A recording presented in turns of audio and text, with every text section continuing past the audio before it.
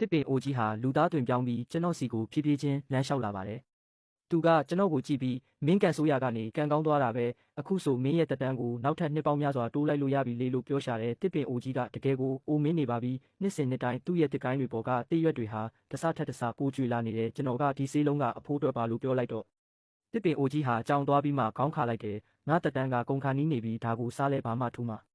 သူစကားကိုရက်လိုက်ပါတယ်သူ့မျက်နှာပေါ်မှာဖော်ပြလို့မရတဲ့ဝမ်းနည်းရိပ်တွေရှက်တန်းနေတယ်ဟုတ်ပါတယ်သူ့တက်တန်းကကုံဆုံးဖို့နီးကပ်နေပြီးနတ်ဖျားတွေတောင်ဒီကန်ကျမကနေပြန်မလာနိုင်ကြဘူးစင်းနတ်မင်းကြီးကသူ့ကိုဒီဝင်းထဲကနေလွတ်လွတ်လပ်လပ်ထွက်ခွာခွင့်မပေးသလိုမိစ္ဆာနှိမ်နှင်းပြီးကုသိုလ်ယူဖို့လည်းခွင့်မပြုခဲ့ဘူးတစ်ပင်အိုကြီးကတကယ်ကိုအိုမင်းနေပြီးမို့မကြခင်မှာပဲ၆တွေ့တဲ့တစ်ပင်တစ်ပင်ဖြစ်သွားတော့မှာပါတခါတရံသူကညီးတွားတတ်သေးတယ်နတ်ဖျားဖြစ်ရတာကလူလောကမှာနေရတဲ့လောက်မလွတ်လပ်ပါလာတဲ့ငါသာရှိဦးနတ်ဖျားတစ်ပင် promote your divine tree ဖြစ်ခဲ့ရင်တိတ်ကောင်းပါပဲအနောက်ဘက်ပုံမှာနတ်ဖျားတစ်ပင်တစ်ပင်ရှိတယ်လေအစင်းမြင့်နတ်ဖျားတွေတောင်သူ့ကိုဥညွတ်ရတယ်လို့ကြားဘူးတဲ့တစ်ပင်တစ်ပင်ကကဘာတစ်ခုလုံးပဲတကယ်ကိုအံ့ဩဖို့ကောင်းပါပဲနော်ဟုတ်ပါတယ်အဲ့ဒါကတကယ်ကိုအံ့ဩဖို့ကောင်းပါပါလူလောကမှာတော့ကျွန်တော်နဲ့ကျွန်တော်ဆရာဟာကျွန်တော်တခါကမေးဘူးတယ်ရှင်ဘရင်တွေနဲ့မှုမတ်တွေဆိုတာထူးခြားတဲ့ကံကြမ္မာနဲ့မွေးဖွားလာကြတာလားလို့ပေါ့ဒါပေမဲ့ဆရာတည်ဆုံးသွားပြီးတဲ့နောက်မှာတော့မင်းနေပြီးတော့ဟာကခုံတီဆိုတန်တွေနဲ့စီကားမြဲစီကားနေခဲ့တယ်ကျွန်တော်ဆရာကတော့အေးဆက်လာတဲ့နေဆက်ဒေတာမှာပဲအသက်ပြောက်ခဲ့ရတယ်တကယ်ပါပဲနန်းတော်ညီကြီးတွေရဲ့နောက်ွယ်မှာအသားနဲ့ဝိုင်တွေကအလားအသဖြစ်နေချိန်မှာလမ်းမပေါ်မှာတော့အေးခဲနေတဲ့အလောင်းတွေပြည့်နေခဲ့တယ်နဝမမြောက်ကောင်းကင်ဘုံဆိုတာလည်းဒီတိုင်းပါပဲလားလို့ကျွန်တော်တွေးမိပါတယ်ဒီလိုတွေးတွေကြောင့်ပဲကျွန်တော်ဟာနတ်ဖျားရှင်းရောင်ကိုစော်ကားမိတယ်လို့ဖြစ်သွားခဲ့တာပါလူအချို့ကတော့အတင်းအဖျင်းပြောကြတယ်သူကနတ်ဖျားမှထောင်ရောင်နဲ့ပတ်သက်မှုလေးရှိနေုံနဲ့မောက်မာနေတာလားချင့်ကြံမှုမရှိတဲ့မြေဆောက်နတ်လေးကနတ်ဖျားရဲ့ဝိညာဉ်အိမ်မွေးတိရစ္ဆာန်ကိုတောင်ရန်ပြူရတယ်တကယ်ကိုကျေးဇူးကမ်းတဲ့ကောင်ပဲနတ်ဖျားကသာသဘောထားမကြည့်ရင်သူဒီရှောင်ရောင်ချိုင်ဝမ်းမှာနေခွင့်ရပါဦးမလားတဲ့အဲ့ဒီနောက်ပိုင်းကျွန်တော်ခြံဝင်းထဲမှာတမျက်လဲတဲ့အခါတိုင်း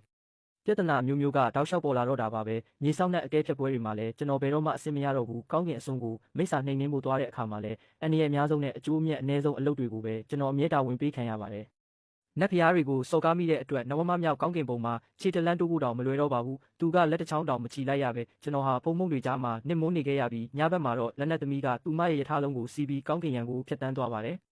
တစ်ပင်အိုကြီးကကျွန်တော်ကိုအေးဆက်လာတဲ့ရေကန်ထဲကနေတိတ်တဆိတ်ဆွဲတင်ပေးလိုက်တယ်။ကန်ရီကတကယ်ကိုရိုးရင်းကျင်စီအထိအေးဆက်နေတာပါ။ကျွန်တော်ရဲ့ကျင့်ကြံမှုအဆင့်နဲ့ဆိုရင်ဒီအေးတံကိုဘလို့မှမခံနိုင်ဘူး။ကျွန်တော်အရန်အေးလွန်းလို့မျက်နှာတစ်ခုလုံးဖြူဖြော့နေပြီးအသက်ရှူလိုက်တိုင်းရေခဲစားတွေပါလာတယ်လို့ခံစားနေရတယ်။တစ်ပင်အိုကြီးကပြောရှာတယ်။အခုကနေဘက်သာဆိုရင်ငါမင်းကိုကဲမှာမဟုတ်ဘူး။မင်းနည်းနည်းလောက်သေးမခံနိုင်ဘူးလား။သူများအိမ်အောက်မှာနေရင်တော့ခေါင်းငုံရမှာပေါ့ဆယ်စုနှစ်အနည်းငယ်လောက်တီးခံလိုက်ရင်အားလုံးကဒါကိုမေ့သွားကြမှာပါဘာလို့နတ်ဖျားတွေနဲ့ထိတ်တိုက်ရင်ဆိုင်နေရတာလဲဒီရေခဲကန်ထဲမှာနေရတာဘလို့နေလဲတစ်ပင်အိုကြီးကကျွန်တော်ရဲ့ဒဏ်ရာတွေကိုစစ်ဆေးပြီးတက်ပြင်းချလိုက်တယ်အေးတက်ကအရေးပြားတဲ့အထိစိတ်ဝင်နေပြီးဒါကအယိုးတဲ့အထိရောက်သွားပြီမင်းရဲ့ခန္ဓာကိုယ်ကအရင်ကတည်းကအားနေနေတာအခုတော့မျောလင့်ချက်မရှိတော့ဘူးလို့သူကဆိုပါတယ်ငါ့ကိုတစ္ဆာမရှိဘူးလို့တော့မပြောနဲ့တော့အဲ့ဒီလိုပြောပြီးနောက်တစ်ပင်အိုကြီးကကျွန်တော်ပါဇက်ကိုအတင်းဖြဲပြီးချင်းစီတန့်စင်ဆေးလုံးတစ်လုံးထည့်ပေးလိုက်ပါတယ်ဒါဟာကျွန်တော်ရဲ့တစ်လုံးထဲတော့ချင်းစီတန့်စင်ဆေးလုံးပါပဲအနည်းဆုံးတော့ဒါကခန္ဓာကိုယ်ထဲကအေးဓာတ်တွေကိုမောင်းထုတ်ပေးနိုင်မှာပါကျွန်တော်ကောင်းကင်ကြီးကိုမောကြည့်ပြီးဘာတခုမှမပြောမိပါဘူးဒါပေမဲ့ကျွန်တော်ခန်းထဲမှာလည်းနတ်ဖျားမထောင်ရောင်ရဲ့အငွေ့သက်လေးတွေပါနေတဲ့ချင်းစီတန့်စင်ဆေးလုံးတစ်လုံးရှိနေပါသေးတယ်ထောင်ရောင်ကကျွန်တော်ကိုတတိယနေသေးတာပဲတကယ်ကိုစိတ်ဝင်စားဖို့ကောင်းတာပါပဲနတ်ဖျားဆေးလုံးကိုတိတ်တဆိတ်လာထားပေးပေမဲ့သူ့ရဲ့အငွေ့သက်ကိုတော့တမင်ချန်ထားခဲ့တယ်သူမကနာမည်မခံပဲကောင်းမှုလုပ်ချင်နေတာလားဒါမှမဟုတ်ကျွန်တော်ကိုကျေးဇူးတင်စေချင်နေတာလားထွက်လာခဲ့ပါလို့ကျွန်တော်ပြောလိုက်တယ်နတ်ဖျားမဒီကနေထွက်မသွားသေးဘူးဆိုတာကျွန်တော်သိပါတယ်ခဏကြာတော့ထောင်ရောင်ကဖြည်းဖြည်းချင်းပေါ်လာပါတယ်သူမကကျွန်တော်ကိုကြည့်ပြီးလူချင်းရှင်းရောင်ကိုတွားပြီးမဆန့်ကျင်ပါနဲ့သူကအရှိဘက်တစ်တော်ဘုံရဲ့တခင်လေးပဲမင်းသူ့ကိုစော်ကားလို့မဖြစ်ဘူးတဲ့ကျွန်တော်ပြုံးပြီးပြန်ပြောလိုက်တယ်နတ်ဖျားမကကျွန်တော်ကိုမှတ်မိနေသေးတာပဲတကယ်ကိုဝမ်းသာကုန်ယူမိပါတယ်ထောင်ရောင်ကမျက်မှောင်ကျုပ်သွားပြီးမင်းနတ်ဖျားတစ်ပါးဖြစ်ဖို့အစွမ်းကုန်စူးစမ်းခဲ့ပြီးအရှိဘက်တစ်တော်ဘုံကမိစ္ဆာတွေကိုနှိမ်နှင်းဖို့မျိုးဆက်နဲ့ချီပြီးအလုတ်ကျွေးပြူလာတာနှုံးမမြောက်ကောင်းကင်ဘုံရဲ့လုံခြုံရေးကရှင်းရောင်ရဲ့မိသားစုပေါ်မှာပဲလုံးဝတည်မိနေတာသူကငါတခြားနတ်ဖျားအမျိုးသားတွေနဲ့ပတ်သက်တာကိုမကြိုက်ဘူးအခြေအနေကိုအယမ်းလွန်အောင်မလုပ်ပါနဲ့မဟုတ်ရင်ငါလည်းမင်းကိုကာကွယ်ပေးနိုင်မှာမဟုတ်ဘူးရှောင်ရောင်ချိုင်ဝမ်းမှာပဲအေးအေးဆေးဆေးနေပြီးတာမန်နဲ့ငယ်လေးတစ်ယောက်ဖြစ်ပဲနေပါတက်ရှိစေးလုံးတွေကိုငါအချိန်မှန်ပေးပါမယ်ငါ့ကိုထပ်ပြီးပြဿနာမပေးပါနဲ့တော့ကျွန်တော်တကယ်ကိုရဲချင်သွားမိတယ်ဘသူကဘသူကိုပြဿနာပေးနေတာလဲထောင်ရောင်ကကျွန်တော်ကိုနတ်ဖျားဖြစ်ချင်သလားလို့တခါမှမမေးခဲ့ဘူးနဝမမြောက်ကောင်းကင်ဘုံကဘလောက်ပဲကောင်းနေပါစေကျွန်တော်လူချင်းကတော့ဂယုမဆိုင်ဘူးကျွန်တော်ကကျိုးပြည်တော်ရဲ့စစ်သူကြီးတယောက်ပဲမတက်ရက်လျက်ပဲအသေးခံပဲဒူးထောက်ပြီးတော့အသက်မရှင်ဘူးထောင်ရောင်ကသူမလုပ်ခဲ့တာကိုဘယ်သူမှမသိဘူးလို့ထင်နေတာလားရှောင်းရောင်ချိုင်ဝမ်းမှာရှင်းအောင်အတွက်အလုပ်လုပ်ပေးခြင်းနဲ့နတ်ဖျားတွေအများကြီးရှိပါတယ်၃ရက်မြောက်နေ့မှာကျွန်တော်ကောင်းကင်အစွန်ကိုမိစ္ဆာနှိမ်နှင်းဖို့သွားတဲ့အခါကျွန်တော်ရဲ့အသင်းဖော်တွေကပဲနောက်ကျောကနေချောင်းမြောင်းတိုက်ခိုက်ခဲ့ကြတယ်ကျွန်တော်မျက်လုံးပြန်ဖွင့်လိုက်တဲ့အခါရှင်းရောင်ကကျွန်တော်ကိုအထက်စီးကနေကြည့်နေပါတယ်သူကမင်းကငါးနောက်ွယ်မှာထောင်ရောင်နဲ့တွေ့ရတယ်ပေါ့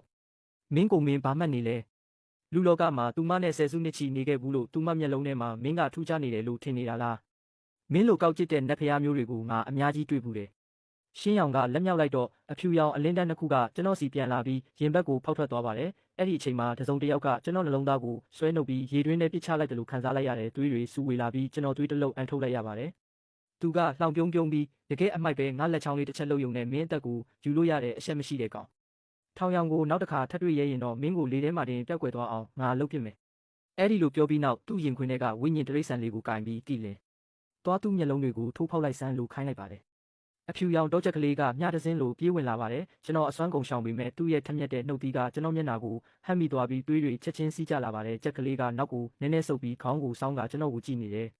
ပဲနောက်စီလောက်ရှိတဲ့သူ့မျက်လုံးတွေထဲမှာလှောင်ပြောင်ရိပ်တွေပြည့်ပါပဲဒီလိုဝိညာဉ်အိမ်မွေးတရိษံတွေဟာသွေးကိုမြင်ရတာရမ်းဝါဒနာပါကြတာတစ်ကောင်ထက်တစ်ကောင်ပိုပြီးရက်ဆက်ကြတယ်